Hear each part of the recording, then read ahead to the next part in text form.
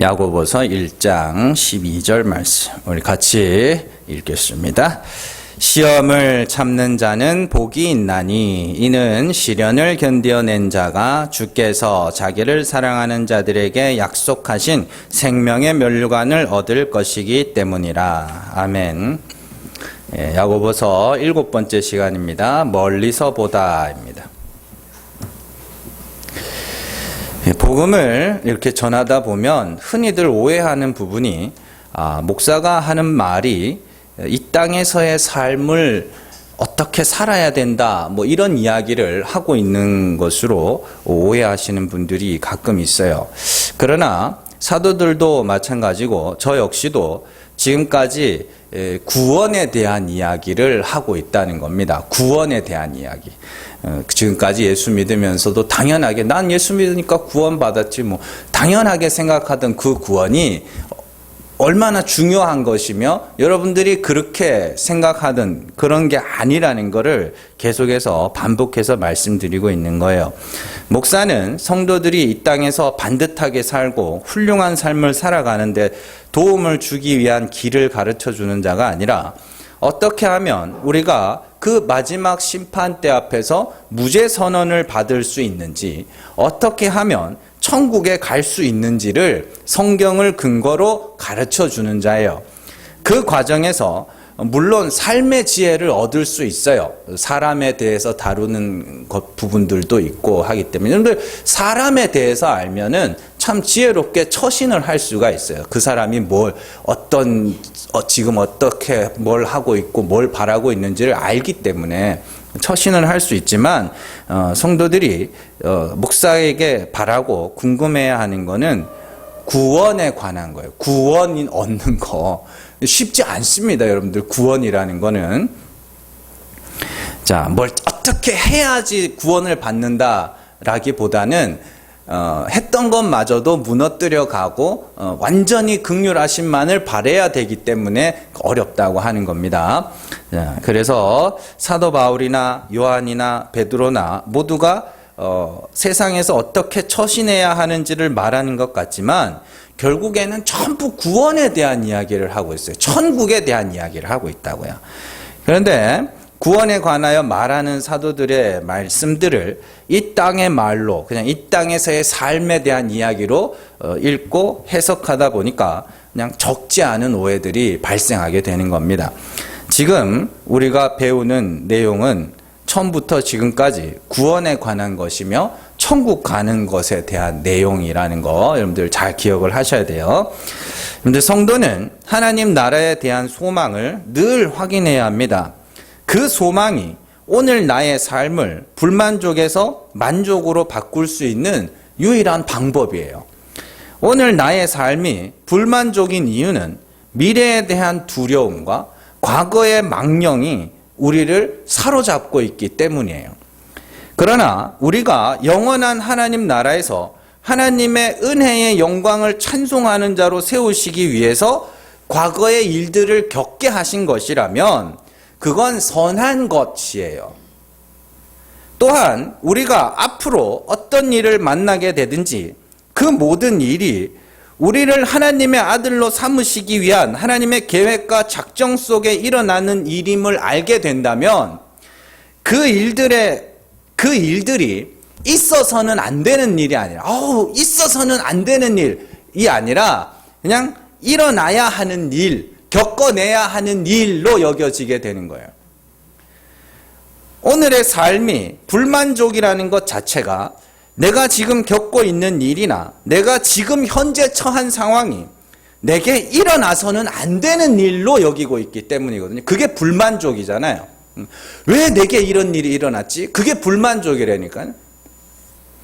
그러나 지나온 모든 일과 그 일들로 인해서 주어진 오늘의 상황과 앞으로 겪게 될 모든 것들이 우리를 하나님의 아들로 삼으시기 위한 하나님의 작정 속에서 일어나는 일임을 알게 될 때 과거의 것도 지금도 앞으로의 일도 그냥 겪었어야 하는 일, 있어야만 하는 일로 여겨지게 되는 거예요. 그래서 성도는 참 진리를 깨닫고 나면 그냥 그게 후회 속에 살지 않게 돼요.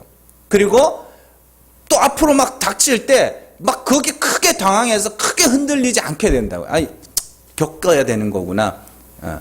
그 겪어가면서 또 그 속에서 배우는 게 있는 거고 깨닫는 게 있는 것이죠. 특별히 우리 교회 성도들은 사연들이 많으셔요. 그래서 제가 권면하고 싶은 말들은 여러분의 시간이 과거의 어느 한 시점에 머물러 있지 않기를 바라요. 과거의 어느 한 시점에 머물러서 그때 내가 왜 그랬을까? 그때 이렇게 했었더라면, 그렇게 그 과거의 시간에 머물러 있으면은 여러분들 스스로가 그냥 괴로울 뿐이에요. 과거의 그 일이 오늘 주의 이름을 불러 구원에 이르게 하였으면 그 일들은 선한 일이에요. 바울은 창세전에 하나님의 복음을 이방에 전해야 할 자로 부르심을 받았고, 갈라디아서에서 나오죠. 내가 어머니의 태로부터 택정함을 입어. 그죠? 이미 그렇게 나기도 전에 이렇게 선택됐다는 거거든요. 그리고 결국에 그 때가 되어 하나님이 부르셔서 사도로 보내셨죠. 그러면은 그 중간에 있었던 그 모든 일들이 뭐냐면 하나님의 뜻을 행하기 위하여 필요했던 과정들이에요.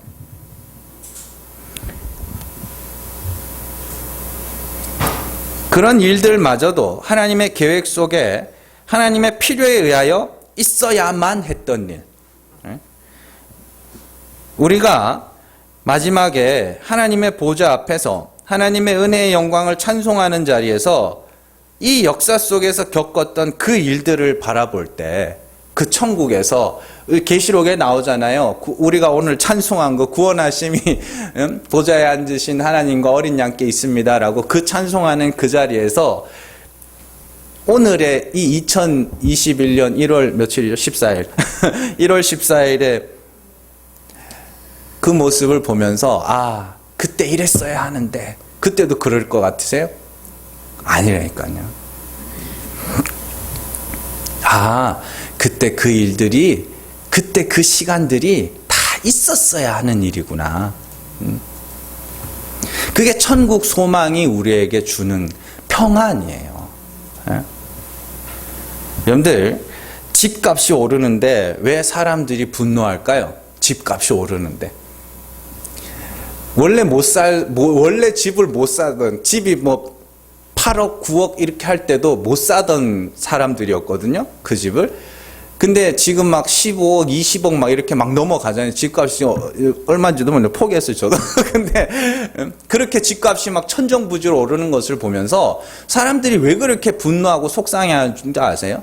집값이 7억, 8억 이렇게 갈 때는 내가 조금만 더 하면은 살 수 있다는 소망이라는 게 있었거든요. 조금만 더 하면 대출 좀 받고 조금만 애쓰면은 저 집을 살 수 있다는 소망이 있었는데 이제 한 20억씩 이렇게 돼버리니까 안 된다는 걸 알아버린 거예요. 아, 이거는 이제 소망이라는 게 없어졌구나.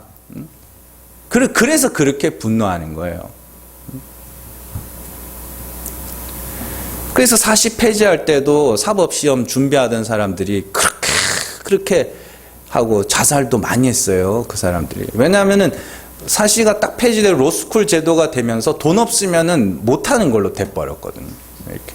근데 소망이라는 게 없어져요. 근데 이제 성도에게는 영원한 하나님 나라에 대한 소망이라는 게 그냥 확정되어 있잖아요. 그러면은 이제 그 자리에서 그 소망을 갖고 이 땅의 삶들을 충실하게 살아가는 거죠. 그 속에서 많은 것들을 배우고. 그러한 천국의 관점에서 여러분들의 인생을 한 번씩 돌아볼 수 있기를 바랍니다. 억지로 감사의 제목을 찾아서 감사하여서 그냥 스스로를 세뇌하는 그런 정신승리를 하라는 이야기가 아니에요. 하나님은 우리를 구원하셔서 하나님의 아들로 삼으시기 위하여 이 역사 속에 우리를 이렇게 던져 놓으시고 그리고 이 세상에서 그의 아들이 될 자들을 징계하시는 분이에요. 그러면 하나님의 징계를 받는 아들들의 삶에 고난이라는 것이 없는 게 비정상이란 말입니다. 그러니 과거의 어느 시점에 시간이 멈춰서 그때 이렇게 했더라면 하는 후회 속에서 여러분들의 오늘의 시간을 낭비하지 마세요. 후회 속에 살지 마세요. 너무 후회하지 마세요. 또한 누군가를 향한 원망과 증오와 복수심에 사로잡혀 있는 것 또한 과거의 시간이 멈춰 있는 거예요. 왜 거기에 시간이 멈춰 있어요? 쓸데없는 감정 소비를 하고 있어요. 오늘을 사시라니까요. 너무 괴롭고 너무 슬프고 너무 후회가 될 때 새날에 서서, 새날, 내일 말고 새날, 거기 영원 새날에 서서 한번 보시라고요. 그렇게 우리가 지난 시간에 하나님이 어떤 식으로 그의 백성들을 구원하시는지에 대해서 배웠습니다. 하나님의 구원의 목적은 단순히 우리를 구원하시는 것 자체에 있지 않고 구원받은 자들이 하나님의 은혜의 영광을 찬송하게 만드는 것이라고 했습니다. 그게 구원의 최종 목적이에요. 단순하게 우리를 천국에 보내는 게 목적이 아니란 말이에요. 그 구원받은 자들이 하나님의 은혜를 찬송하도록 하기 위하여 낮추신 다음에 높이시는 거라 그랬죠. 그 예시로 구약 성경에 나오는 세 가지의 전쟁의 이야기들을 살펴봤습니다. 하나가 기드온의 전쟁이었죠. 하나님께서 32,000명이 모인 이스라엘을 향하여 너무 많이 모였다. 그렇게 말씀하신 이유가 이들이 전쟁에서 승리한 후에 우리가 이겼다. 그게 하나님을 거스르는 거라 그러잖아요. 그래서 그 말은 전쟁에서 승리한 이스라엘은 반드시 하나님이 이기게 하셨다라는 고백을 해야 되는 거예요. 그러니까 전쟁에서 이기는 게 목적이 아닌 거잖아요. 그 백성들이 하나님이 이기게 하셨구나라고 그 찬송을 하게 만드는 게 하나님의 전쟁의 목적이었기 때문에 그들을 32,000에서 300으로 낮추시는 거란 말입니다. 그리고 두 번째 살펴본 전쟁이 여리고성 전투였죠. 그러니까 여리고성 전투, 전쟁에서 전리품은 전쟁의 공에 따라 차등으로 지급되는 것인데 하나님이 모든 전리품을 하나님께 갖다 바치라고 한 것은 여리고성의 전투가 전적인 하나님의 은혜로 말미암은 승리였음을 너희가 인정해라 라는 그런 내용이었단 말이죠. 그러나 아간으로 대표되는 이스라엘이 자기들에게 공로가 있는 것처럼 우리가 이겼다라는 그 마음으로 대한 거죠. 그래서 그게 아이성 전투에서도 나타났고 아간이 옷을 훔친 거에서도 그게 나타난다. 전리품을 훔쳤다는 건 전쟁의 공이 누구에게? 내게 있다라는 것을 상징하는 거란 말입니다.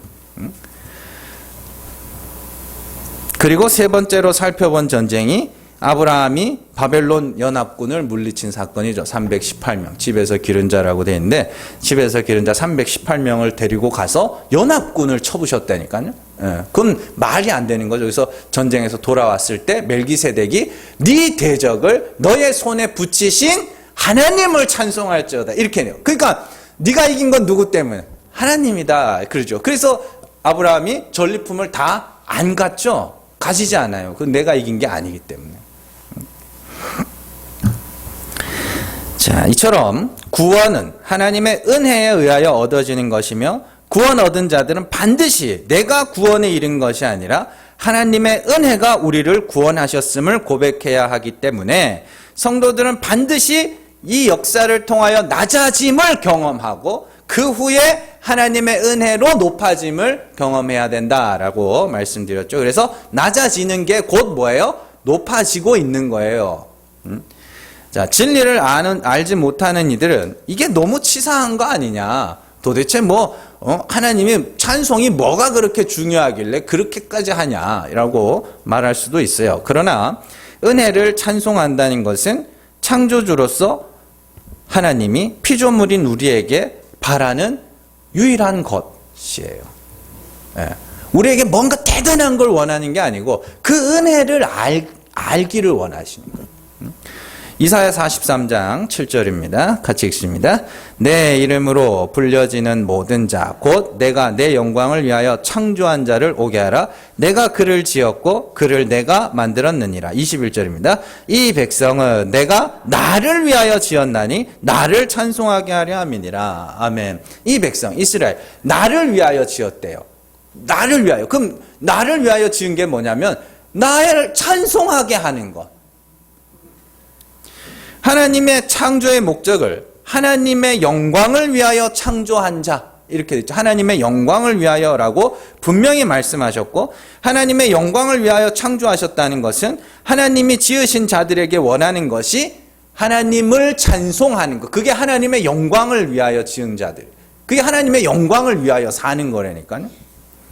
대부분 하나님의 영광을 위하여 산다는 것에 대해서 우리가 착하게 사는 것이 하나님이 영광을 받으시는 것이다 라고 이야기를 하는데, 그게 나쁜 건 아니지만 맞는 건 아니에요. 예, 착하게 못되게 살라는 게 아니라 나쁜 건 아니지만 맞는 말은 아니라는 겁니다.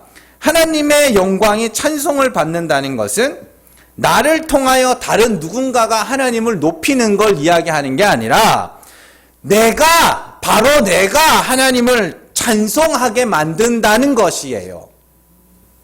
예를 들어서 예의 바르고 착한 아들이 있어서 사람들이 그 아들을 보고 야, 부모님이 너희들을 참 잘 교육시켰구나 라고 말하는데, 정작 그 아들은 지네 부모를 부끄러워하고 싫어하고 막 개무시한다고 치자고요.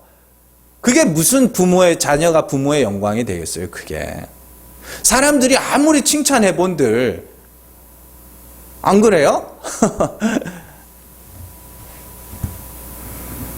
부모가 바라는 것은 바로 그 아들의 존경과 감사이지 다른 이들의 칭찬이나 평판이 아니에요. 에? 잘 들으세요. 밖에 나가서 막 사람들이 칭찬받고 하면 기분 좋죠. 근데 그 아들이 들어와가지고 부모 얼굴도 안 쳐다보고 집 안고 들어가가지고 하루 종일 있다가 나오지도 않으면 그게 뭐냐고요, 그게. 세상 사람들이 다 부모를 무시하고 내 부모를 욕해도 자녀가 부모를 존경하고 좋아하고 자랑한다면 그게 진짜 자녀가 부모를 사랑하는 거예요. 그게 자녀가 부모의 영광을 위해서 사는 거죠. 그런데 그 구원의 목적을 깨닫지 못한 자들이 자기 영광을 위하여 사는 삶을 가르쳐 주면서 말로는 그게 하나님의 영광을 위하여 사는 거라 그래요.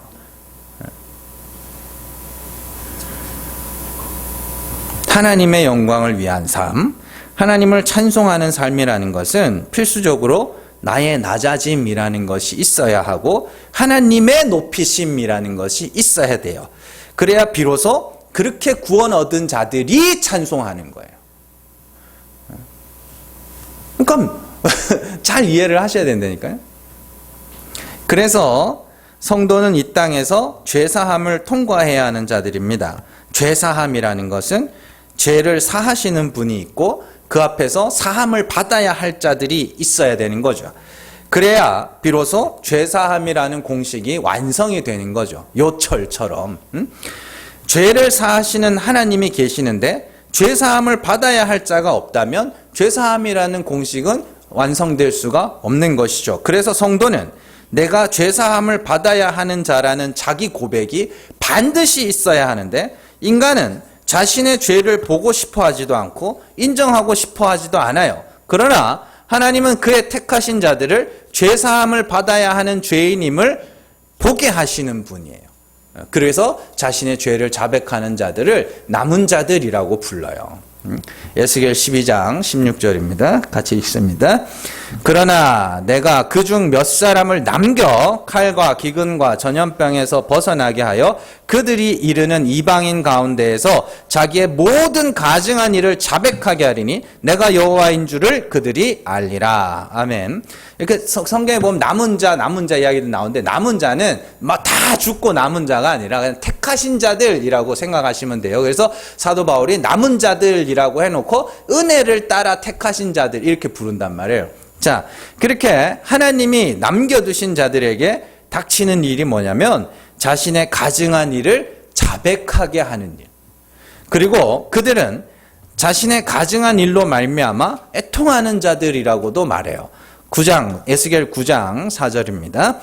여호와께서 이르시되 너는 예루살렘 성읍 중에 순행하여 그 가운데에서 행하는 모든 가증한 일로 말미암아 탄식하며 우는 자의 이마에 표를 그리라 하시고, 그게 표예요. 인이에요. 그게 먹그릇을 찬 서기관이 이마에 표를, 인이거든요, 그게. 그걸 에스겔 36장에서 성령이라고 말해요. 에스겔 36장 26절에서 27절 같이 읽습니다. 또 새 영을 너희 속에 두고 새 마음을 너희에게 주되 너희 육신에서 굳은 마음을 제거하고 부드러운 마음을 줄 것이며 또 내 영을 너희 속에 두어 너희로 내 율례를 행하게 하리니 너희가 내 규례를 지켜 행할지라. 아멘. 성령을 주면 어떻게 한다 그래요? 내 율례와 내 규례를 지켜 행하게 될 거라 그래요. 그러면 성령을 받으면 율법을 다 지키겠다는 소리네요. 맞아요. 뭐가 율법을 지키는가? 36장 31절에서 32절 같이 읽습니다. 그때에 너희가 너희 악한 길과 너희 좋지 못한 행위를 기억하고 너희 모든 죄악과 가증한 일로 말미암아 스스로 믿게 보리라. 주 여호와의 말씀이니라. 내가 이렇게 행함은 너희를 위함이 아닌 줄을 너희가 알리라. 이스라엘 족속아 너희 행위로 말미암아 부끄러워하고 한탄할지어다. 아멘. 이게 하나님의 율례와 규례를 지켜 행하는 거예요. 이게 율법 앞에서 자신의 죄와 허물과 가증한 일들을 기억하고 인정하고 자백한, 그게 성령 받은 자들이며 그들이 인과 표를 받은 자들이에요. 성령의 인친자들이 그 자들이란 말입니다. 특별히 아까 전에 읽었던 36장 26절에서 성령이 임하면 어떻게 된다 그래요? 너희 굳은 마음을 부드러운 마음으로 바꿔준다 그러죠. 그래서 부드러운 마음이라는 것은 다른 사람들에게 부드럽게 말하는 그런 느끼한 남자가 되는 그런 부드러운 게 아니고 자신의 죄를 자백하는, 애통하는 마음을 부드러운 마음이라 그래요. 이 부드러운 마음을 가진 사람이 성경에 한 사람 나와요. 열왕기하 22장 19절입니다. 같이 읽습니다. 내가 이곳과 그 주민에게 대하여 빈터가 되고 저주가 되리라 한 말을 내가 듣고 마음이 부드러워져서 여호와 앞 곧 내 앞에서 겸비하여 옷을 찢고 통곡하였으므로 나도 네 말을 들었노라. 여호와가 말하였노라. 요시야 왕이죠. 요시야 왕이 훌다에게 이스라엘이 멸망하게 될 것이다 라는 말을 듣자 그 마음이 부드러워져서 마음이 겸비하여 옷을 찢고 애통하며 회개하는, 그걸 부드러운 마음이라 그래요. 그러면 굳은 마음은 뭐겠어요? 굳은 마음은, 예? 죄를 알지도 보지도 인정치도 못하고 난 죄 없는데, 난 열심히 제사 드렸는데 그냥 그러고 있는 거예요. 그게 굳은 마음이에요. 그렇죠? 그래서 죄로 말미암아 애통하는 마음을 부드러운 마음이라 하고, 성령의 역사는 우리의 마음을 부드럽게 하여 나의 죄와 허물에 대하여 눈을 뜨게 하는 거예요. 그게 부드러운 거래니까요. 이렇게 마음을 부드럽게 하여 나의 가증한 행위들과 죄악들과 위선들에 대하여 자복하게 하는 것이 우리를 낮추시는 하나님의 역사이며 우리 안에 있는 진리가 하는 일이에요. 요한일서 1장 6절에서 10절입니다. 같이 읽습니다. 만일 우리가 하나님과 사귐이 있다 하고 어둠에 행하면 거짓말을 하고 진리를 행하지 아니함이거니와 그가 빛 가운데 계신 것 같이 우리도 빛 가운데 행하면 우리가 서로 사귐이 있고 그 아들 예수의 피가 우리를 모든 죄에서 깨끗하게 하실 것이요 만일 우리가 죄가 없다고 말하면 스스로 속이고 또 진리가 우리 속에 있지 아니할 것이요 만일 우리가 우리 죄를 자백하면 그는 미쁘시고 의로우사 우리 죄를 사하시며 우리를 모든 불의에서 깨끗하게 하실 것이요 만일 우리가 범죄하지 아니하였다면 하나님을 거짓말하는 이로 만드는 것이니 또한 그의 말씀이 우리 속에 있지 아니하니라. 그의 말씀, 진리, 성령 다 같은 거예요. 참 하나님, 참 하나님을 아는 지식. 사도 요한은 요한일서에서 성령은 진리고 진리는 하나님의 말씀이니까 성경 이게 아니라 하나님이 계시한, 스스로를 계시한 하나님. 그러니까 진리라는 말이 나오면 성령으로 읽어도 되고 성령이라는 말이 나오면 진리라고도 읽어도 되는 거예요. 그러면 진리라는 게 뭐예요? 6절에서 우리가 하나님과 사귐이 있는 상태를 진리가 우리 안에 있다라고 말하잖아요. 그러니까 결국 진리는 참 하나님을 말하는 것이고, 참 하나님과 사귐이 있는 자는 반드시 자신의 죄를 자백하게 되는 것, 이렇게 이야기해요. 그러나 범죄하지 아니하였다 하는 자들은 스스로를 속이는 자들이며 그들은 하나님과 아무 관계가 없는 자들이다. 이렇게. 결국 하나님과 사귐이 있는 자, 성령이 그 속에 있는 자, 진리가 그 안에 있는 자는 자신의 죄 있음을 자백하게 될 것이다. 진리가. 그러니까 이렇게 그런 거예요. 제가 여러분들에게 막 혼내듯이 막 여러분들의 죄를 막 들춰내서 제가 여러분들을 자백하게 만드는 게 아니고, 그 말씀이, 그 하나님이 여러분들 안에서 그걸 보게 하시고 알게 하시는 거예요. 그러니까 뭐 굉장히 막 어떤 막 혁명적 그런 혁명적 부흥의 역사가 일어나는 장면들도 있지만, 역사 속에, 기독교 역사 안에는 소소한 개인적인 그런 부흥의 역사들도 있단 말이에요. 그 부흥이라는 게 살다라는 뜻입니다. 죽어서 사는 거. 그러니까 개인적으로 그 부흥을 경험을 하셔야 되는 거예요. 그러니까 자꾸 부흥회 같은 거 쫓아가시지 마시고, 개인적으로 말씀과 또 여러분들의 삶과 또 묵상하는 것을 통하여서 기도하는 중에 여러분들이 여러분들의 죄를 발견하고, 그러면 맞네요, 하나님. 내가 죽은 자가 맞네요. 그렇게 가는 것이 여러분들이 개인적으로 경험하는 부흥이라는 겁니다. 그게. 자, 그렇게 하나님은 죄를 사하시는 분으로 우리는 그에게 죄사함을 받아야 하는 죄인으로 서는 것이 하나님과 사귐이 있는 자들이며 그리스도와 관계된 자들이에요. 그리고 하나님은 택하신 자들을 반드시 그 자리로 인도하시는, 그래서 죄사함을 받아야 하는 죄인의 자리로 날마다 인도되어져 가는 것이 마음이 낮아진다라고 이야기를 하는 거예요. 그렇게 성령의 역사에 의하여 자신의 죄를 자복하고 하나님으로부터 죄사함을 받아야 하는 자로 낮아지는 과정을 오늘 말씀이 시험과 시련으로 말하고 있어요. 특별히 오늘 말씀을 잘 보시면은 시험을 참는 자는 복이 있나니 시련을 견디어낸 자가, 이렇게 돼 있죠. 시험을 참는 자와 시련을 견디어낸 자, 이렇게 분리되어 있는데, 원어로 보면 시련을 견디어낸 자가 없어요. 이 말은 그냥 시험을 참는 자는 복이 있나니 그는 주께서 자기를 사랑하는, 이렇게 넘어가거든요. 근데 이제 2절에서 5절의 말씀을 반복하고 있기 때문에 야고보가 거기에 시련을 견디는 자 이렇게 붙여놨단 말이에요. 근데 이게 주석을 이렇게 보니까 여기서 나오는 시험은 유혹인데, 유혹을 참으면 이렇게 돼 있는데, 이 참다라는 단어가 뭐냐면 막 오는 걸 안 해야지 이런 참는 게 아니고 견디다예요. 견디다. 시험을 견디는 자는 복이 있나니. 그러니까 잘 받아내는 자.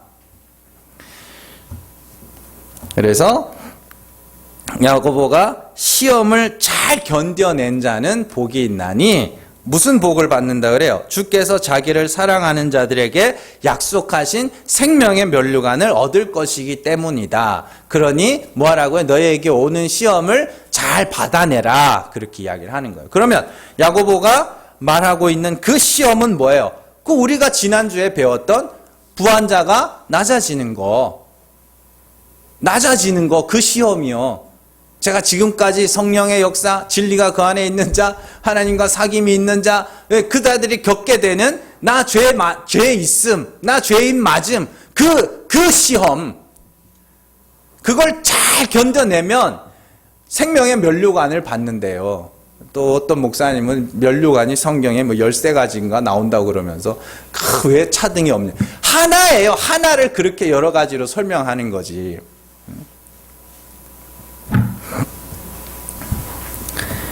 그래서 야고보가 말하는 성도가 견뎌내야 할 시험이라는 것은 낮아짐이에요. 성도의 낮아짐. 지난주에 살펴본 풀이 마르고 꽃이 시들어 그 육체의 쇠잔함, 그 아름다움이 쇠잔하여져 가는, 쇠잔하여 하나님, 나는 진짜 하나님이 불쌍히 여겨셔야만 구원에 이를 수 있는 그런 자네요. 그걸 인정해 가는 과정. 그게 시험이에요. 그리고 그 자들은 반드시 하나님이 높여서 하나님의 은혜를 찬송하는 자로 만들어내신다. 그게 성도들에게 앞으로 다가올 일들이다라는 것이죠. 그리고 야고보는 시험을 견뎌낸 자들이 받을 복을 두 가지로 설명하는데 옳다 인정하심을 받는 것과 생명의 면류관을 받는 것 이렇게 설명하고 있죠. 이 둘은 서로 다른 게 아닙니다. 같은 거예요. 번역을 그냥 옳다 인정하심을 받은 이후에 생명의 면류관을 받는 것처럼 번역해 놨는데 옳다 인정하심을 받아 생명의 면류관을 얻게 될 것이다. 이렇게 이야기를 하는 거예요. 그리고 야고보는 성도가 받을 복에 대하여 다른 곳에서는 하나님의 나라를 유업으로 받는 것이라고도 설명을 합니다. 야고보서 2장 5절입니다. 같이 읽습니다. 내 사랑하는 형제들아 들을지어다. 하나님이 세상에서 가난한 자를 택하사 믿음에 부유하게 하시고 또 자기를 사랑하는 자들에게 약속하신 나라를 상속으로 받게 하지 아니하셨느냐. 아멘. 약속하신 나라가 있다네요. 영원한 하나님 나라예요. 그냥 그 천국을 그냥 이렇게 이렇게 알 수도 없고 볼 수도 없는 그런 곳이다 보니까 사람들이 이 땅에서 천국을 살아야지. 예, 이 땅에서 천국을 사는 법 가르쳐 드릴게요. 좀 이따가 가르쳐 드릴게요. 오늘 말씀과 2장의 말씀을 읽으면서 눈치가 좀 빠르신 분들은 눈치를 채셔야 되는데 하나님의 복인 옳다 인정하심을 받는 것, 생명의 면류관을 받는 것, 또 하나님 나라, 약속하신 나라를 유업으로 받는 것에 붙어있는 말이 있어요. 뭐냐면 자기를 사랑하는 자들에게가 붙어있어요. 그렇죠? 네, 오늘 말씀에서도 주께서 자기를 사랑하는 자들에게 약속하신 이렇게 돼 있고 2장의 말씀에서도 뭐예요? 자기를 사랑하는 자들. 자기를 사랑하는 자들에게 약속하신 나라를 상속으로 받게 하셨다. 이렇게 돼 있죠. 그렇죠? 자기를 사랑하는. 그러면 하나님을 사랑하는 게 뭐예요? 하나님의 은혜만을 바라는 게 하나님을 사랑하는 거라니까요. 그게 우리는 사랑한다 그러면 자꾸 뭘 주려고 그래요. 그게 참 재밌어요. 그 남자들이거든요. 그게 남자들의 습성이에요. 사랑한다 그러면 자꾸 뭘 주려고 그래요. 자꾸. 근데 사실 주는 사람이 있으면 뭘 해야 돼요? 그게 받는 사람이 있어야 되거든요. 그래서 이 여자들은 잘 받아야 받을 줄 알아야 돼요. 그래서 받고 좋아하고 고마워하고 막 되게 좋아하고 그러면은 남자들이 그냥 또 주고 그런다고요. 근데 줬는데 그냥 이게 뭐냐고 아무짝에도 쓸모없는 거 막 갖다 팔아라 다시 갖다 바꿔오라 이러면 이제 다시는 안 주는 거예요. 그러면. 근데 하나님을 사랑한다는 건 그의 긍휼하심만을 바라는 게 그게 자기를 사랑하는 자들이에요. 바울은 여기서 한 발짝 더 나가요. 자기를 사랑하는 자들에게 주시는 모든 것이 다 선한 거야. 이렇게 이야기합니다. 로마서 8장 28절에서 30절 같이 읽습니다. 우리가 알거니와 하나님을 사랑하는 자, 곧 그의 뜻대로 부르심을 입은 자들에게는 모든 것이 합력하여 선을 이루느니라. 하나님이 미리 아신 자들을 또한 그 아들의 형상을 본받게 하기 위하여 미리 정하셨으니 이는 그로 많은 형제 중에서 맏아들이 되게 하려 하심이라. 또 미리 정하신 그들을 또한 부르시고 부르신 그들을 또한 의롭다 하시고 의롭다 하신 그들을 또한 영화롭게 하셨느니라. 아멘. 자 보세요. 바울은 하나님이 그의 택하신 자들을 부르신 목적을 영화롭게 함. 아까 이사야 43장에서 이 백성은 내가 나를 위하여 지었나니 내 영광을 위하여 지었다. 나의 찬송을 부르게 하여 지었다. 그게 영화롭게 함이에요.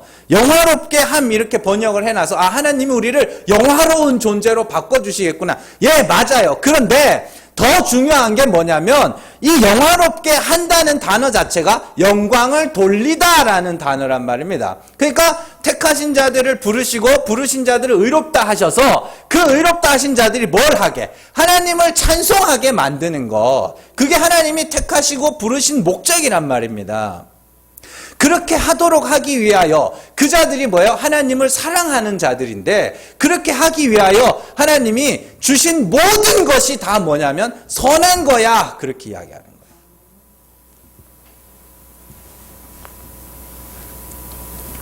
그런 거예요. 죽은 자를 살려내신 하나님이 택하신 자들, 그렇게 죽은 자 가운데서 살아난 택하신 자들에게 영광을 받으시는 것, 찬송을 받으시는 것, 그게 영화롭게 함이에요. 구원의 목적이라니까요. 그렇게 죽은 자 가운데서 살아난 자들, 그래서 그들이 바라고 소망할 것이 하나님의 긍휼하심 밖에 없는 자들, 그래서 그들을 건져내신 하나님을 찬송할 자들을 하나님을 사랑하는 자들이라고 부르는 거예요. 내가 뭘 대단하게 하나님 앞에 뭘 되게 갖다 바치는 게 하나님을 사랑하는 게 아니고 그 은혜를 알고 그 은혜를 찬송할 자들, 그게 하나님을 사랑하는 거라니까요. 그리고 그렇게 되기까지, 그렇게 영화롭게 되기까지 일어나는 모든 일들이 다 뭐냐면 선한 거야, 그렇게 이야기해요. 그러니까 여러분들에게 일어난 일들이 다 선한 거라니까요. 그냥 내가 그걸 악으로 여길 뿐이지. 그러니까 주의 이름을 부르는, 그래서 하나님의 아들이라 택하심을 받은 여러분들의 시선이 오늘에 멈춰 있거나 과거의 어느 시점에 멈춰 있으면 안 돼요. 단순히 되돌릴 수도 없는 것을 왜 후회하고 있느냐는 그런 소리를 하는 게 아닙니다. 하나님이 택하신 자들을 옳다 인정함을 받도록 하기 위해서, 생명의 면류관을 주시기 위해서, 하나님의 약속하신 나라를 상속으로 받게 하기 위하여 여러분들을 그렇게 끌고 오게 하신 것이라면 그냥 다 선한 거예요. 그러면 더 이상 나의 과거가 내 발목을 붙잡고 후회와 원망과 복수와 증오에 살지 않게 된다니까요. 그거 있었어야 되는 일이야? 그럼 좀 서운하고 말지. 그걸 막 내가 복수를 갚으리라. 안 그런다고요.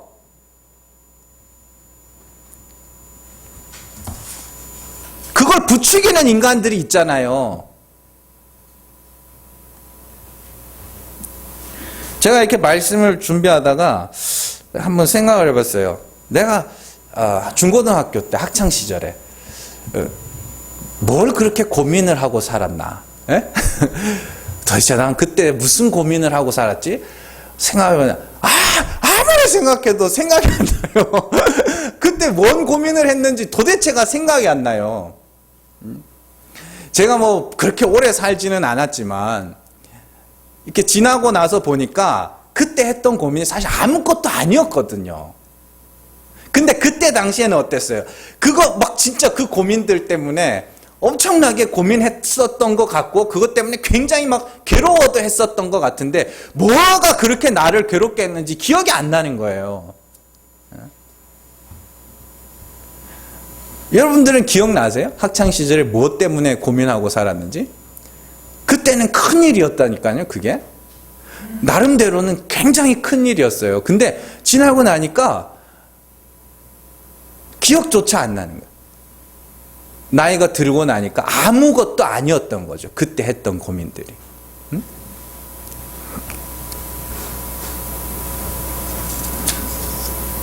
그래서 여러분들 뭐 지금 자녀들 있잖아요. 20대, 30대 이렇게 자녀들 10대, 20대, 30대. 그럼 여러분들 그 자녀들하고 한 번씩 이렇게 대화를 한 번씩 해보세요. 그러면 걔네들이 무슨 고민을 하고 있나. 여러분들이 들을 때는 아이고 야야 그거 아니 그거 그렇게 고민할 게 아닌데 그런 생각 드실걸요? 근데 걔네는 그게 진짜 막 사활을 걸 만큼 크게 고민하는 일들이잖아요. 이런 거예요. 여러분들의 현실이 너무 괴롭고 너무 슬프고 너무 우울하시면요, 그냥 한 번씩 천국에 서서 한번 보시라고요. 오늘의 나를. 영원한 하나님 나라에서 오늘의 나를 한번 보시라고요. 그게 그렇게 고민했었야만 했던 일인가.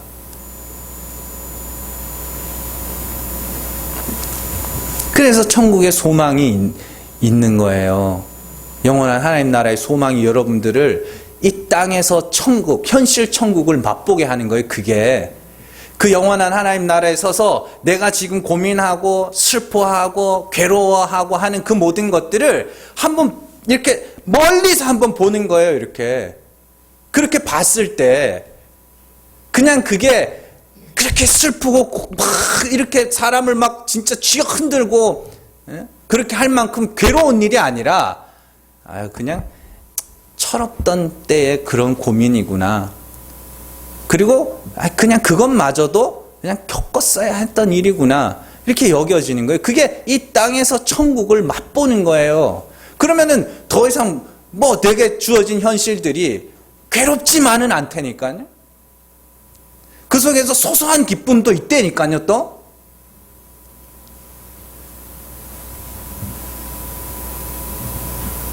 그러니까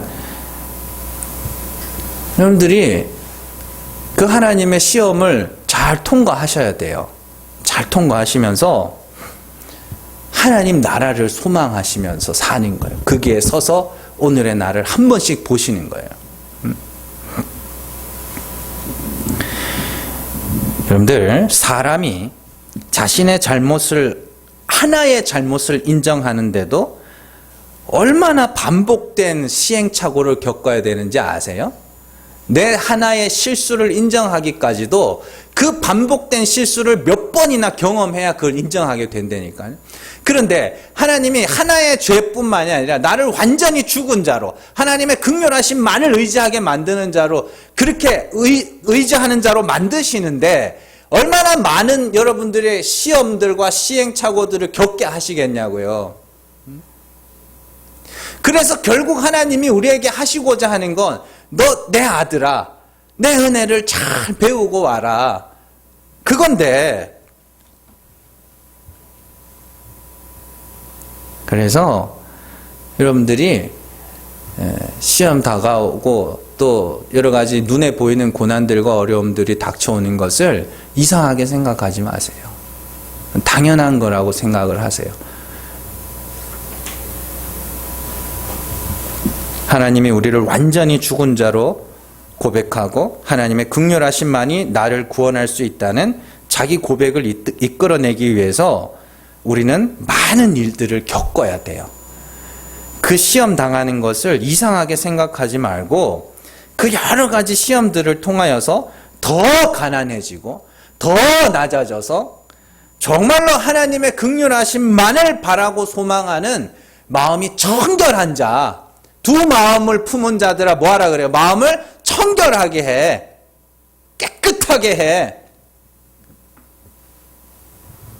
그리고 그 과정에서 일어나는 모든 일들이 하나님의 아들로 삼으시기 위하여 우리에게 허락하신 일이라면 하나님 받아내겠습니다. 그래서 여러분들이 멀리서 한 번씩 보시고 또 내가 겪고 있는 이 일들을 통하여 내가 죽은 자임을 알아가시면서 그 속에서 이것도 있었어야 되는 일이구나. 이것도 필요했던 일이구나. 그렇게 될 때 여러분들의 삶에 천국을 맛볼 수가 있어요. 그렇게. 그래서 여러분들이 더 이상 과거의 후회와 원망과 증오심 속에서 살지 마시고 오늘 내가 배워야 할 거, 오늘 내가 깨달아야 할 거, 또 영원한 하나님 나라의 소망으로 오늘의 나를 한 번씩 보시면서 그렇죠 하나님, 내가 주의 긍휼하심이 아니면 내가 어떻게 주님 앞에 설 수 있겠습니까? 이렇게 고백할 수 있는 여러분들 되시기를 주님의 이름으로 축원합니다. 기도하겠습니다.